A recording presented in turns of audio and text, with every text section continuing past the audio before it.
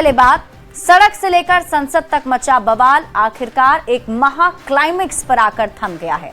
प्रदर्शनकारियों के आंदोलन के आगे शिक्षा मंत्री को अपना पद छोड़ना पड़ा और कॉकरोच जनता पार्टी ने अपना आंदोलन खत्म करने का ऐलान कर दिया है। ये रिपोर्ट देखिए, फिर खबर तो समझिए।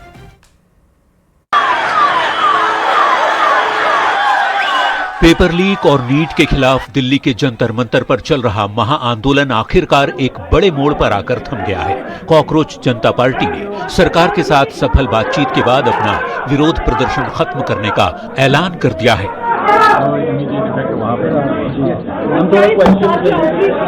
कॉकरोच जनता पार्टी के सपोर्टर्स और प्रोटेस्टर्स से अपील करते हैं कि वो पीसफुली विड्रॉ करें।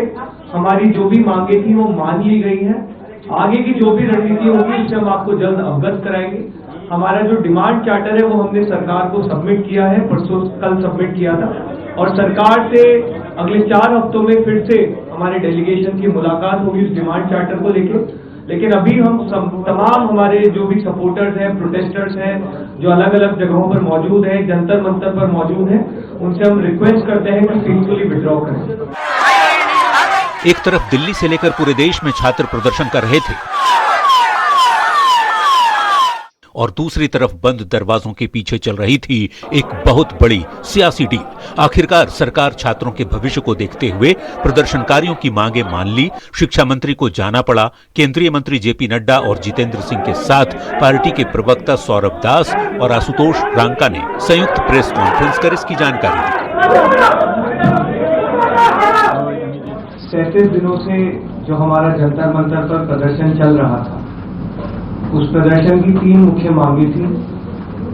धर्मेंद्र प्रधान जी का इस्तीफा, जो भी लीगल केसेस प्रोटेस्टर्स पे, ऑर्गेनाइजर्स पे फाइल किए गए हैं, उन एफआईआर को, उन केसेस को विड्रॉ किया जाए और कोई भी फ्यूचर केसेस प्रोटेस्टर्स या ऑर्गेनाइजर्स के साथ लॉ के अगेंस्ट ना लिए जाए।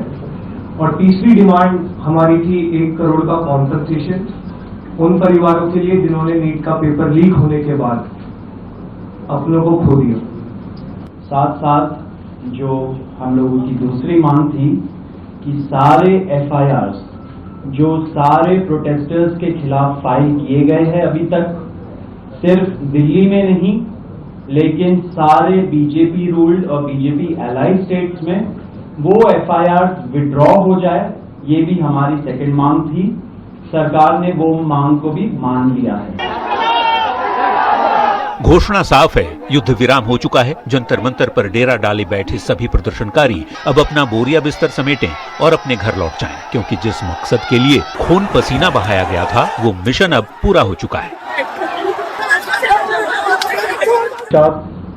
सबसे पहली बात तो ये है कि जो इनका एक 4 पॉइंट्स था, उसका लबोलबाब ये था कि कोई भी एक्शन एफआईआर न हो, और अगर है तो वो विड्रॉ हो, वो चाहे दिल्ली पुलिस के द्वारा हुआ हो, चाहे वो बीजेपी रूल स्टेट्स में कहीं हुआ हो, तो वो एफआईआर की कॉपी भी इनको हम देंगे और उसको विड्रॉ करने की बात कोई भी एक्शन नहीं होगा।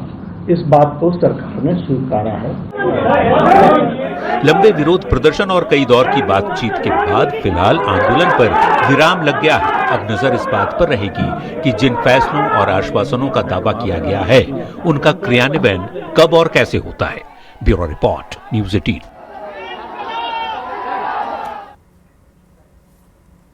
तो सीजेपी की तरफ से आंदोलन खत्म करने का ऐलान कर दिया गया है। अब आपको सीजेपी के आंदोलन खत्म करने के मायने समझाते हैं, पूरी खबर समझिए। देखिए, केंद्र सरकार ने सीजेपी के 3 मांगों को स्वीकार कर लिया है। केंद्र के साथ 3 राउंड की वार्ता सीजेपी के साथ हुई। छात्र संगठन के बंद को विपक्षी सियासी पार्टियों ने भी समर्थन दिया था। कॉकरोच जनता पार्टी की प्रमुख मांग थी शिक्षा मंत्री के इस्तीफे की।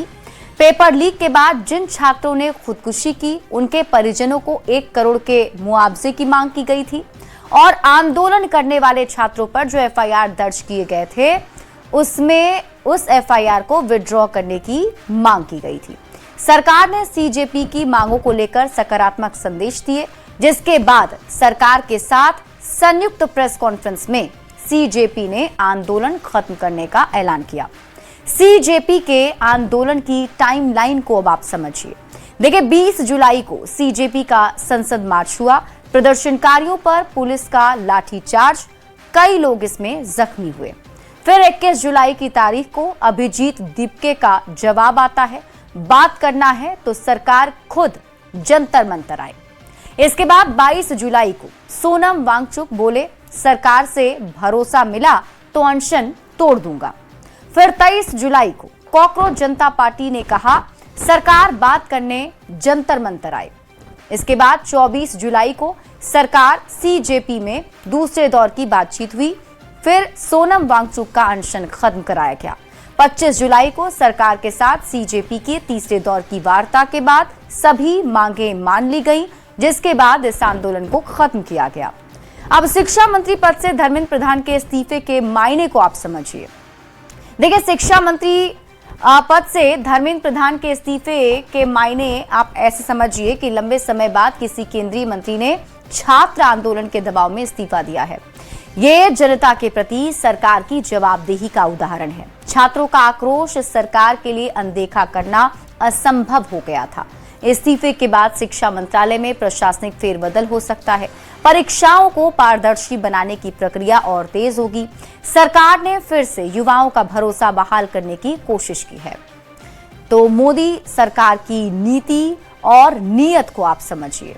देखिए, जनता के आंदोलन की आवाज को सरकार ने सुना। आंदोलनकारियों की तीनों मांग पर सरकार सहमत रही।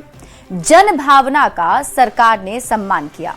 पीएम मोदी ने स्पीडी ट्रायल का भी भरोसा दिया है।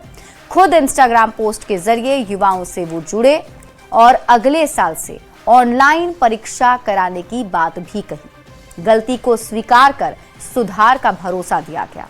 ऐसा पहली बार नहीं है जब मोदी सरकार ने जनता की आवाज पर फैसला लिया है। साल 2021 में भी किसान आंदोलन के वक्त सरकार ने कुछ ऐसा ही किया था। एमएसपी कानून पर किसानों का भारी विरोध दिख रहा था। विरोध को देखते हुए पीएम मोदी ने फैसला वापस ले लिया।